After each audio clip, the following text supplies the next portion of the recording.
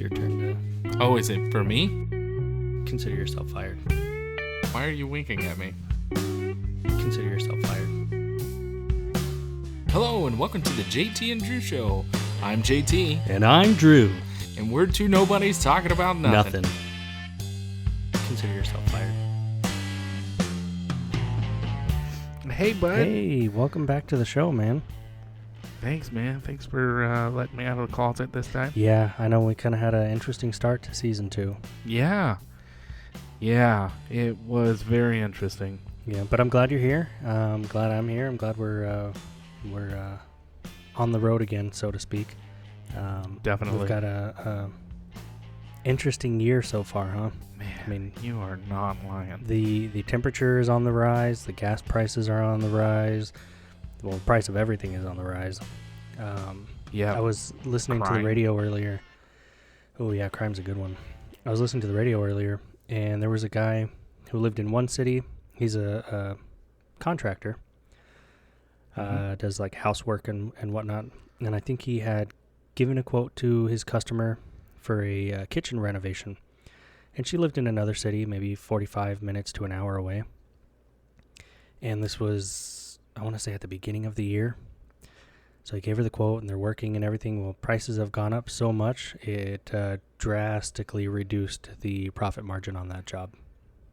Really? Yep. Well, they were just doing like...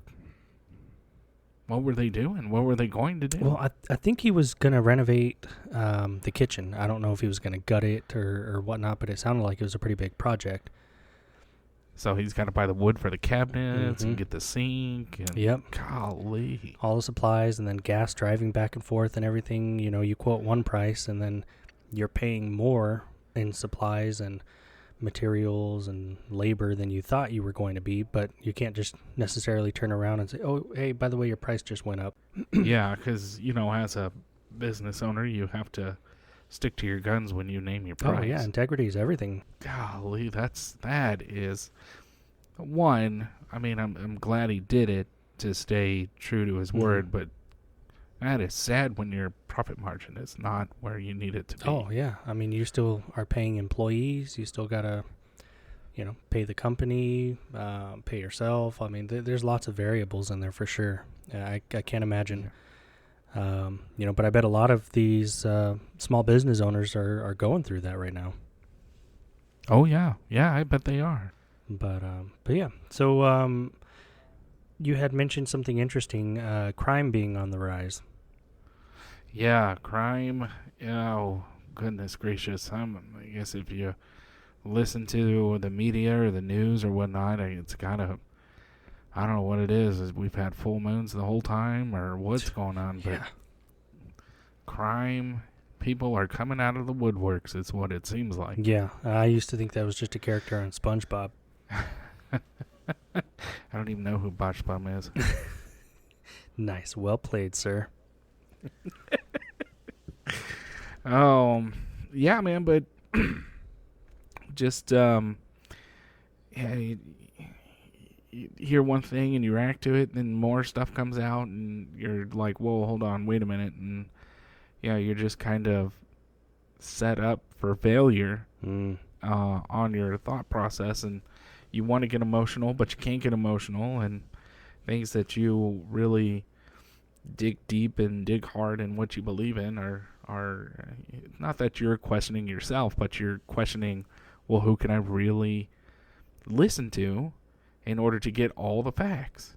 Because I feel like I've got to get a justified reaction to what's happening. Oh, yeah, definitely. Yeah. So, I don't know. I every media outpost just seems that they're going to pull you one way, they're going to pull you another, and you just can't seem to shake it or can't come up with a good, pretty much like where you fall in with what's being presented at the time. Yeah. Well, I've got an interesting question for you. Yeah. This comes in from not one of our listeners. Okay. But he says, what is it like being middle class and white?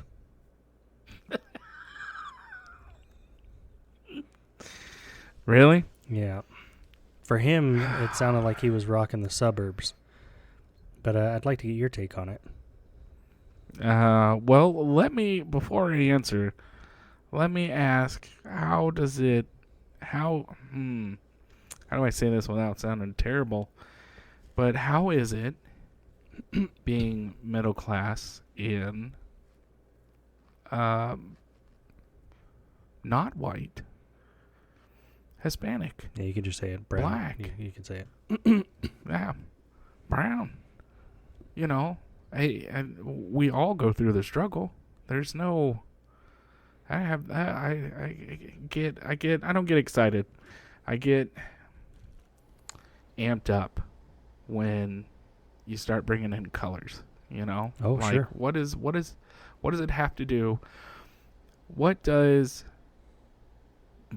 the color of the outside of me having anything to do with what every single person that you interact with is going through? Well, the short answer, not necessarily the correct answer, but if you, like you said earlier, watch the media, just listen, absorb it, be a broken record, don't do any research, the answer to that question that you just asked is the fact that your skin tone, skin color, or whatever you want to call it, directly correlates with your particular amount of privilege in this society. And if I'm not mistaken, Right. I think you just pulled the silver spoon out of your mouth to laugh. No, I guess didn't. I was I mistaken. most certainly did. Yeah, you were. So I don't know. I don't know what this privilege that certain people are talking about. I don't know what that is. And I guarantee you, our listeners have no idea what that is either. Because I don't know about you.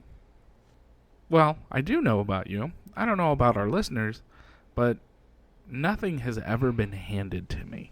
Sure. And when I think privilege, I think that's what that is. Oh, you come from a distinct family. We're going to go ahead and set you up with this, hey, maybe a house, a really good job, all this stuff. We'll give you this car so you look like you're doing really well, and that would be privilege. And me, growing up in the suburbs of Dallas, I was never handed any of that stuff. My parents were never handed any of that stuff. We had to work hard for what we have. And it's hard, but you do it. Yeah. So I don't understand. No, we'll scratch that one. I can't relate to when they say, well, you just have privilege. I don't have privilege.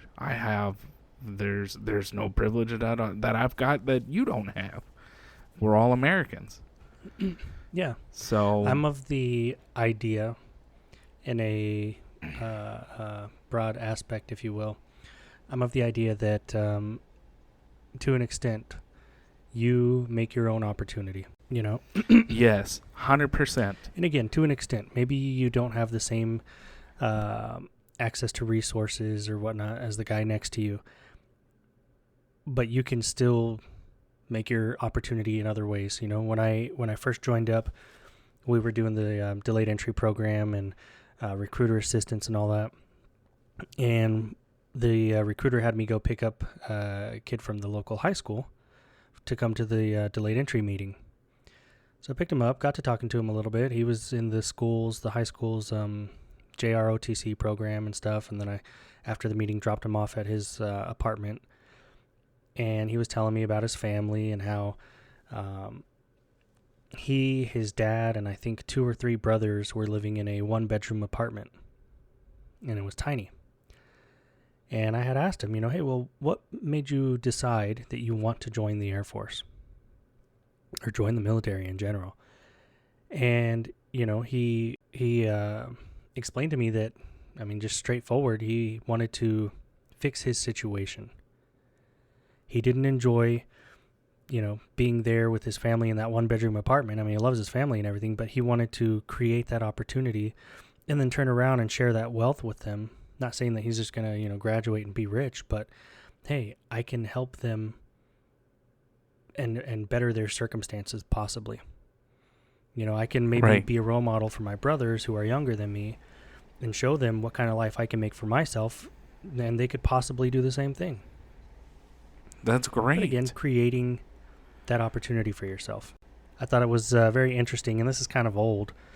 But last year, I believe it was, maybe it was older than that, I don't remember, when Biden came out saying that something along the lines of domestic terrorism from white supremacists is the most lethal threat in the homeland. Now, I can think of a lot of threats in the homeland that are serious, right? We've got gangs, we've got drugs, we've got all kinds of stuff.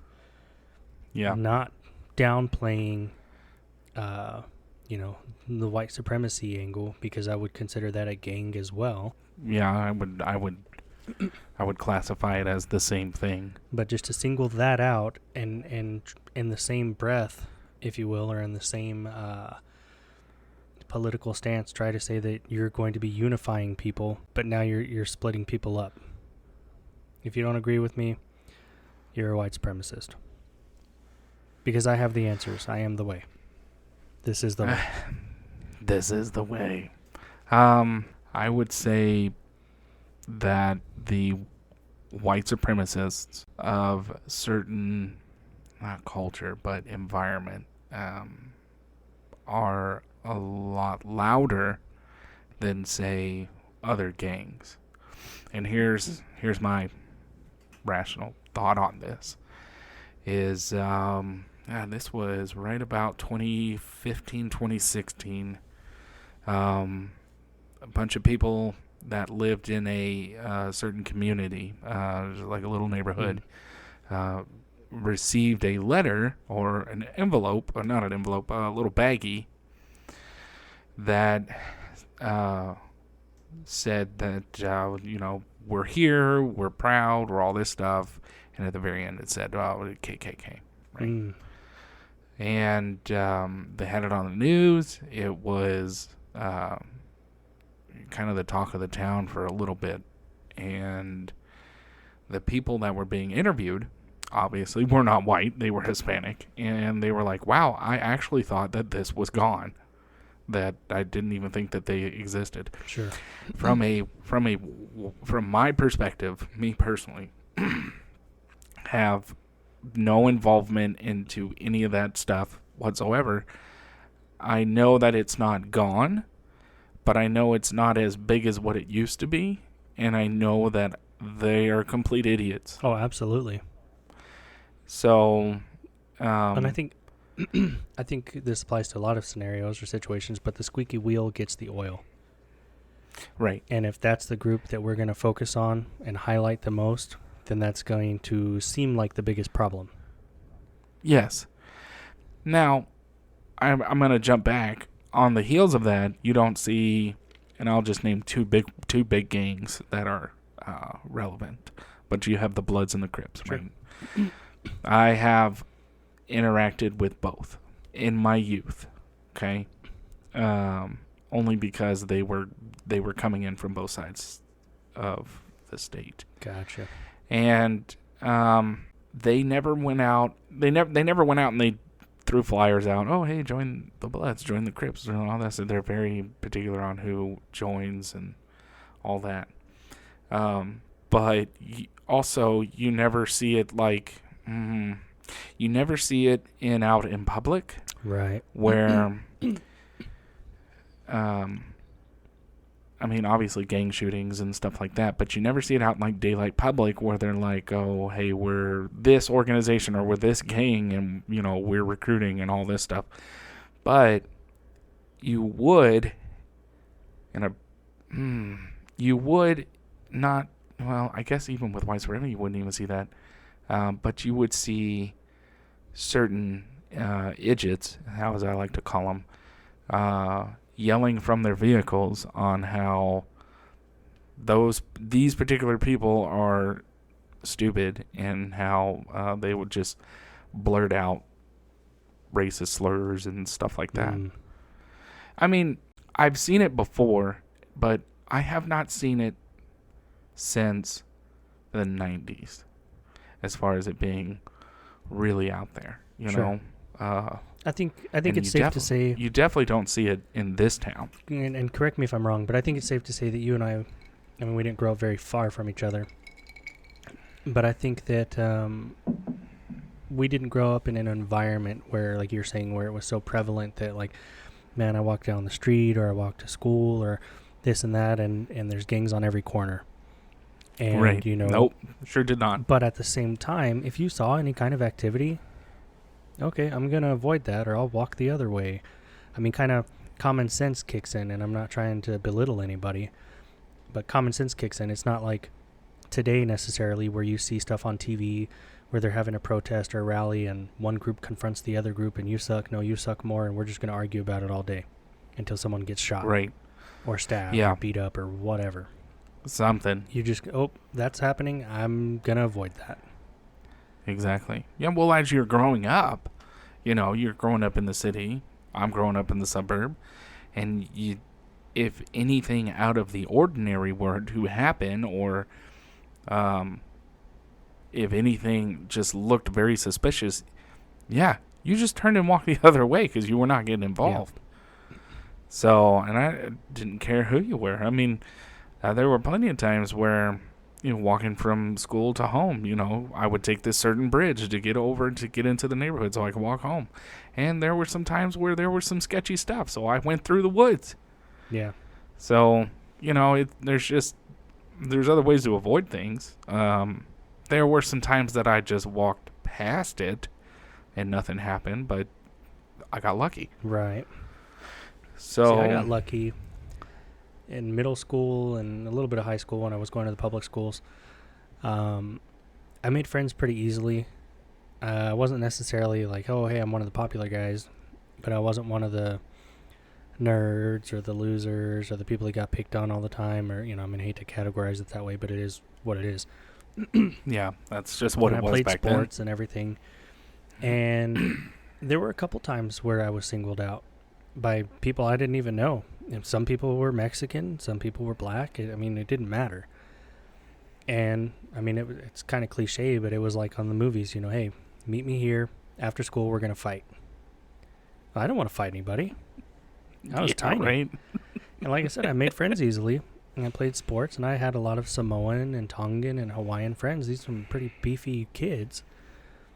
Oh, So yeah. I would let them know, hey, man, somebody wants to take care of me out back. You know, do you want to help me? And we go out there, and lo and behold, nobody shows up. Oh, yeah. But it's not like I was looking for it. And, oh, yeah, well, I'm going to kick your butt. No, you're going to kick my butt. And we go back and forth. And, you know, again, trying to avoid the situation. But at the same time, well, if I'm going to be put in the middle of it, hey, I'm going to bring some help with me. yeah. And it was great because it never happened. Well, I'm glad nothing happened. I'm glad you had people that would back you up. Unlike me, who I was a part of those groups. I was a part of the nerd group. I was a part of the group that got picked on a lot. Really? Oh, yeah. And Did you have a chili bowl? which, God, come on, man. Okay, that explains a lot. Hey, I got, this is a true story. In the, what was it, the first grade? Was it the first grade or the third grade? I was in elementary school. I had a chili bowl. Of course, that was a thing back then, but I had lightning bolts in it, right? Oh man, you were cool. Yeah. I bet you could was, run faster man, too. I could. Man. And the principal of the school came up to me and said that I had to change my hairstyle because it was gang related. And right when she said that, I looked at her and said, "What's a gang?" Oh, You know, you're so young. yeah, you still have that innocence. You don't understand. So they called my mom up there, and she threw a fit. You know, we're in small town Texas, and really gang related. You think he's in a gang? He's in the first or third grade, whatever. And he's And white. Yeah. um, so I had to go back up to my granddad's shop and buzz my head. Wow.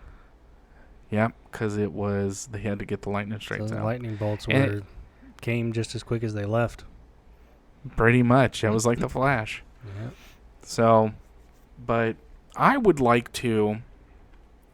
I would like to hop onto a subject, and I know we have other shows coming up, and I'd like to see this now on the show, but I would like to discuss these particular topics. Go for it. White supremacists, privileges, and whatnot, but at a later Oh, date, okay, not gotcha, right now. gotcha. I'd like to do it at a later date. Yeah. Because we've got some really interesting people coming up, lined up. Yeah. And it would be a really great topic to talk about with these guys. And these guys that are coming up are obviously not in this show, but they are just fantastic guys. I mean, give you the shirt off your back kind of guys. Just amazing. Yeah, I'm very interested to get their perspective. You know, it's going to be different than yours or mine. Right. I mean, we're two guys who grew up in Texas, in the Metroplex. You know, these other guys, they're not. They're from other places in the country. And it would just be just amazing to hear their side of the story. Oh, absolutely.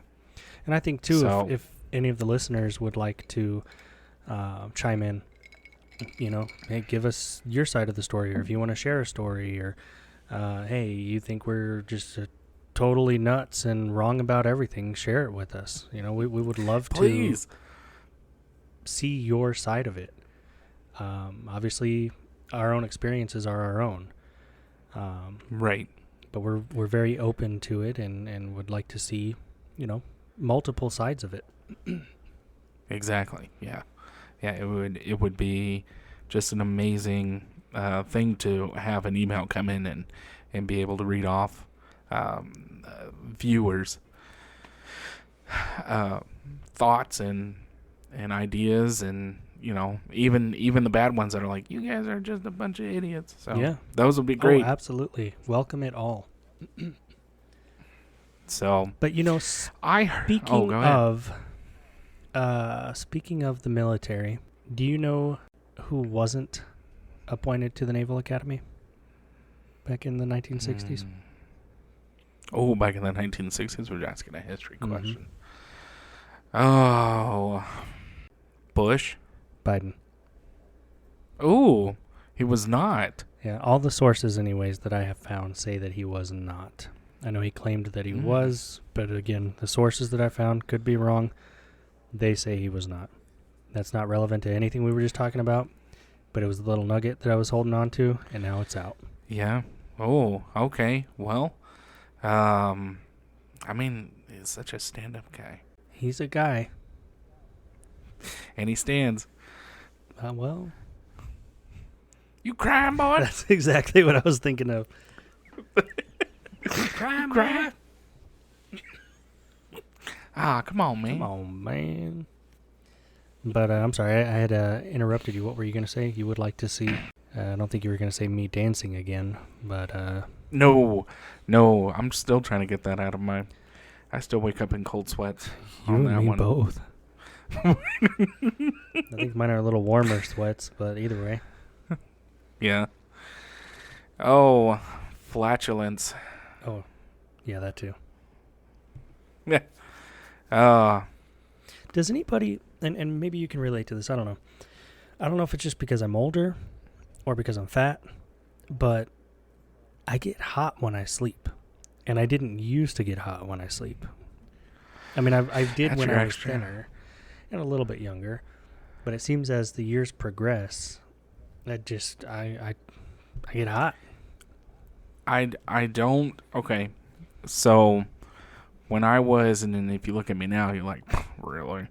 But when I was into weightlifting and I was pumping iron and trying to get bigger and all that, I think the more, and we're talking, this is 07, 06, you know, trying to get in better shape. You were hitting the weights? Right? I was hitting the weights and I was hitting them hard. I was about to ask. I wanted to not be like I didn't want to be like the strongest man in the world, but I wanted to look like somebody you just wouldn't want to mess with. Okay. you know. Yeah. You wanted to look like me. No. Not far from it. I was weightlifting so I was maybe about $130. Oh, wow. $140. Okay. Yeah. And I mean, you look at me now, you're like, you've never been that weight. But I was. And as I was lifting weights, I would notice the more muscle mass I would put on, the harder it was for me to cool off. And I've also noticed that the more cheeseburgers I eat and the fatter I get, it has a really hard time cooling me off. So I think the more mass you have, the more stuff, it takes a lot longer for your body to cool down. Yeah. So yeah, I think fat, your fat cells, and the more muscle you have, I think trying to cool your body down and whatnot just takes a lot longer. So you got to find a spring to sit in and pray to God you don't have anal leakage. Yeah. Yeah, I was watching this cartoon back in the day, and one of the characters, I can relate now, he used to say, I'm not fat, I'm big boned. Oh, yeah, Cartman. Mm-hmm. Sorry, I did say it. I said it out loud. You said the quiet part out loud. I was the kind of kid that would stay up till 10:30 at night on, I think it was Turner Classic Movies, TCM, I don't know, TMC. That would watch The Three Stooges. Oh, I would try to stay up with my dad late at night, and I'd watch The Stooges. Yep. And sometimes I would make it, and sometimes I wouldn't. It was my favorite show, and then they started throwing it on in the morning, so then I could watch it in the morning. Yeah, I would watch The Stooges. I would watch I Love Lucy. Okay, I can't remember if this came on after that, but I think it definitely was like, it's midnight, because it was The Outer Limits. I never watched that one, The Outer Limits. Yeah. It's kind of like the Twilight Zone. It would get all like staticky on your TV, and it would be like, there's nothing wrong with your television. You are in the outer limits. Just a little sci-fi. Okay, yeah, I do remember junk. that. Yeah, I remember that. Ooh, and even before that, not that my parents would let me watch it, so I've never seen it, but Tales of the Crypt. I'm watching you, JT. I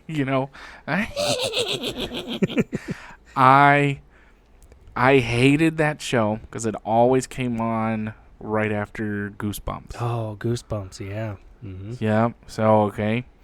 But I hated that. Yeah, Goosebumps, man, that was the show that got me, and I still won't read the books, and I still won't watch that TV program. Oh, wow. Still won't, not to this day. In fact, that is right about the time when I cut off horror genre from my life. Okay. Because it wasn't the shows that got me, it was my brain afterwards. Oh, sure. Like the thoughts, if I walk in the woods, something would pop out. Nope. So I tried to stay happy-go-lucky, so I just stuck with action movies and comedies. Oh, I love comedies. That's kind of where I'm at. Yeah, I'm a huge comedy movie man.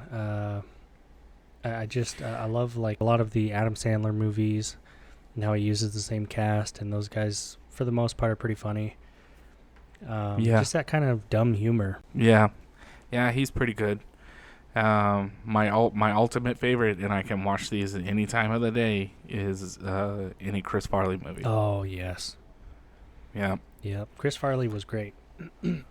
Yeah, he sure was. And his SNL skits were good, too. Yeah. Well, and that's back when SNL, and, comedy for that matter, was just that. It was comedy. It was designed to make people laugh. Yeah. Well, yeah, you mean you laughed at everything.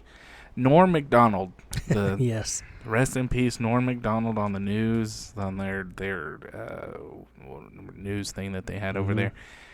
I was after he had passed away, I was reviewing some of his stuff, and at the time I didn't get it as far as, so he had made one where he said this news thing, and it was about women, and then in the audience, it didn't get a lot of laughs. And he said, "Oh, by the way, that was written by a woman." And then he's kind of stacking his papers and goes, "Yeah, now you don't know what to do." Oh, no. Because they don't know if to be offended or if they should laugh because it was written by a woman. And then after that, he says, No, we're just kidding. We don't hire women. Oh, man. Which was funny at the time when I saw it. I was like, wow, they don't hire women? That's terrible. But not getting the comedy of it, many years later, right. I'm on the floor rolling, knowing 100% he's joking. Mm-hmm. That's exactly what it is a joke. And people at that time were like, ooh, I don't know if I should laugh. And that was like a real kind of seeing people kind of react to comedy where Norm Macdonald pushed the limit on all of his stuff, which was great, and we'll probably get into this subject in just a second. Do you think comedy is dying? I don't know that I would say it's dying, but I agree with you that it's on a path, and it has been for some time now, that the dynamics of it have changed. You know, when you have Chris Rock up there telling a joke and Will Smith comes up there and slaps him, whether it's real, fake, whatever, people, whatever. That's not have your conspiracies. That's not the response that comedy should elicit. I've seen a bunch of short clips and videos where people are at comedy clubs, and the comedians tend to pick on the audience members. They get some material from there. Everybody laughs. But some people, they just don't take it well, and they get very offended, and they get upset, and they'll storm off, or they'll, throw something or whatever. And it's kind of an oxymoron, because you're going to a comedy club in those scenarios for that, not to be picked on, but you're going there to laugh, and sometimes it's at other people's expense. But at the end of the day, like you said a moment ago, it's just a joke. Yeah, it's just a joke. In my ultimate wisdom, in my forecast, I feel you have forecasts. That I don't. I only have 2. Okay. But I forecast yeah. some of these predictions that the comedy genre is in its dying phase because of my feelings are hurt, which is sad to see. And here's my reasoning for it is a big one: Dave Chappelle. Okay, Dave Chappelle got a lot of heat for some years about the LGBT community. Okay. Right? He made a joke, and apparently they were trying to cancel him. Dave Chappelle, in my eyes, is one of, if not one of, or the most funniest comedians that you could ever come across. Yeah. I don't know if it's because in his acts he's real, or he literally goes for everybody. Yeah. And well, I think you just hit the nail on the head there. Goes for everybody. I think not necessarily the comedy is dying, but like you said, the canceling. I think we've seen in the recent years, especially, how I don't want to say from the top down, but from the government down, it's been canceled more and more. Or it's kind of like the news media where, hey, you will tell these type of jokes and not these type of jokes. You can insult these people, but not those people. And if you look at like when President Trump was in office, every late night show, for the most part, most nights, it was just bashing the presidency. And that was the comedy. And it's like, when you start making it political, and I'm not saying don't make political jokes, but when that's all it is, and it's pushing an agenda where it's pushing whatever, I don't think it's really comedy anymore. I would push it back further, to be completely honest with you. I mean, they dogged on Clinton, right? They dogged on the second Bush. Well, they dogged on both Bushes, but from me growing up, I really remember the Bush and Cheney. There was a comedian, his name is Louis Black. a really huge comedian. He's a Jewish guy. All of his comedies are political, and to me, they're funny. But he was in a room full of all of these politicians, but that's what he had to do. He had to censor his stuff in order to be there. They were like, Mr. Black, you're a wonderful comedian, the president likes you, all this stuff, but let's not talk about Cheney and the shooting. If you remember that. Yep. Okay? But that was not a topic that Cheney wanted to hear about. However, Lewis Black talked about it in his, like on stage and stuff. Yeah.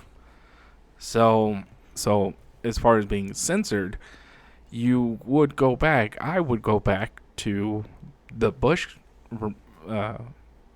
reign. And that's why I think, well, I'm sure it's even further than that, but that's when I saw the politics really trying to censor people. Yeah. Or not people, but comedians. So yeah, I just don't think. Let me hang on. Go ahead. Hang on. Let me jump back into this.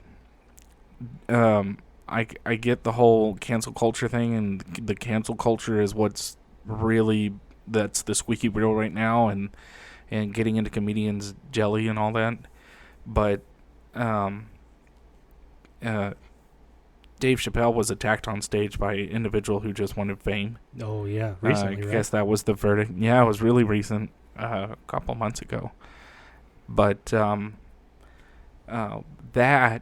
has inadvertently caught other comedians off guard to where they are now really watching what they say. Yeah. On stage and on this. But there was a lady, I can't remember her name. Her jokes were funny when I saw the banter back and forth between her and it was a musician. And so she was like, I'm just going to go up here. I'm going to be me. If you get offended, that's on you. That is the mindset that you need to have as a comedian. You don't like my stuff, walk out. Okay? So she's up there doing her skit and being really funny, and then she gets attacked verbally and then physically on stage. Oh, wow. Yes. And she is a black lady. She's not, as far as I can tell, she's not on either spectrum where we like to divide the country. Oh, you're Democrat, you're liberal, you're Republican, you're conservative. Bad juju's for both. She's not any of those. She's kind of like right in the middle. Sure. Where 90% of America is. She's not one or the other, and she got attacked. Yeah. On stage. That's a shame. For a joke. That's a shame. So I see it, and I'm like, I think comedy's dying. I hope it's not, but I think it is. I think it's on that. I think we're seeing just the beginning of it. Well, and if things continue down the road that they're going right now, and not to be a conspiracy theorist, but just to throw an idea out there, with the cancel culture, with the, censorship, with the, being on eggshells, what you can say, who you can talk about, who you can't, so on and so forth. It's going to turn into a society where, the government has the control and, well, we don't like this individual, or we don't, the so-and-so maybe leans towards this party or that party, or their ideas don't exactly align with ours. We need to go get them. And that could mean anything. That could just mean cancel them. That could, I don't know, whatever. It could be a number of things. Let's ruin their life. Yeah, well, we need to talk about that sometime. Oh, yeah, that would be a good, interesting topic. Mm-hmm. Weapons assaulting you? Yeah, that too. Indians. Oh, Indians? Yeah. Hey, I can talk about that. Apparently that's in my family. That's what I'm talking about, man. I don't know how to. Hey, I'm doing all right. Thanks for asking. No problem. Got $1. No. I bought water today. Oh, good. Not fire water, just regular water. Purified? According to the UV lights, it was. Hey, that's what I'm talking about. Have you noticed, has the price of water Speaking gone up of- at all? Or It has. Okay, now wait a minute. Now let's talk about this real quick because prices are skyrocketing right now, right? People, let me just give you a little advice. Okay, you're gonna spend a lot of money up front. All right, but these little water, what are they? What are they called? jugs? Oh, not the jugs. The water, the thing that the water comes out of. Water. Dispenser? There you go. The water dispenser. Mm-hmm. Their prices are going up. But me personally, this is just JT giving my personal advice. I would pick one up, and I would pick up these 5-gallon waters. Okay, and here's my thought on this. Okay, if you have a membership to Sam's or Costco, or whatever you've got around you, and you go and you pick up, I know Sam's Club, because that's what we have here, has you can buy a case of 45 water bottles, okay, for about $3-4, right? Oh, wow. As of the time of this recording, okay? Which equals, if you look on the package, it equals just over 5 gallons of water. All water bottles combined, if you pour them out, it's about 5 gallons. Okay. Or you can grab one of these jugs, okay? Clean it out, do what you feel is the right thing to do. You can take it to one of these dispensers that are either right in front of, I think ours is in front of the Family Dollar, but they're outside of grocery stores or they're inside of grocery stores or whatever, and they're 25 cents a gallon, which is $1.25 to fill this thing up. You get the exact same amount of water that you would for $1.25 as you would if you bought a packet of water bottles for $3 or $4. You're saving yourself trash, right? So you're not throwing these water bottles away, right? And you're reusing them because you're cleaning them out yourself. You're making sure it's sanitized before you refill them up. Well, and you could buy 3 5-gallon waters or fill them up for the price of you can one refill them. of those cases of water. Yeah, exactly. Yep. I had to think about So what you said. 15 gallons or a little over 5 for the same price. Yeah, so I spent $5 a night and filled up 4 5-gallon jugs for $5. So it's not the way of the future, but it's nice. Yeah. Because even if the dispenser goes out, I can just pop the lid off and just fill glasses up with this exact same thing. Sure. Or if you needed to bug out or if you were going camping or whatever, I mean, you could take your 5-gallon jug with you. Yeah, you sure can. So I know water bottles are very convenient. Mm-hmm. They're all over the place. You can pick them up. But it's just another way that if any of our listeners want to help the environment, could be one way to lessen trash. Because right now, according to a few sources that I've researched, this is just on my own time, that we are having a hard time trying to recycle or get rid of these plastic water bottles. You got to save the turtles, man. Yeah, turtles. Hey, real quick, bud. Yeah. I just got a voicemail from Cousin Jesse. Oh, really? Yeah, hang on here. Let me play Okay. this. You have 2 new messages. Hey, Cousin JT. This is your Cousin Jesse. I wanted to show you what I got here on the side of your phone. So why does it calls you and it shows you? Look Is at that- this. Can you see it? Oh, golly, this thing's huge. Hang on, I'm gonna get some more. What's that in the background? Yeah, I think I'm putting the puzzle pieces Oh, together. that's really cool. Hey, you should really take a look at this. What in tarnation? Hey, maybe next time you can just come out hunting with us. And instead of doing your city slicker stuff, it's gonna kind of be hard since I only got the one gun. He's staying at Grandma's. You know, he's Interesting. Yeah, he sure is. So, but I'm gonna go over and do like a welfare check on cousin Jesse. That's a good idea. But I'll let you know what I find. Yeah, I appreciate that. All right, man. Well, it's been good. Yeah, it's been real good. Hope to hear from you soon. I don't have to go back into the closet this time, do I? Well, since you said the quiet part out loud just now, I'm gonna say no. Wink. Wink. All right, man. Well, we'll see you later. All right, sounds good. As always, we'd like to say thank you for stopping by and listening to the podcast. Yeah, we realized that you could have been doing anything way more productive, but you chose to waste your time with us. We look forward to talking about absolutely nothing with you next time. If you have any questions or topics you'd like us to cover, please email us at jtandrewshow@gmail.com or visit our Facebook page at www.facebook.com/JTDrewShow.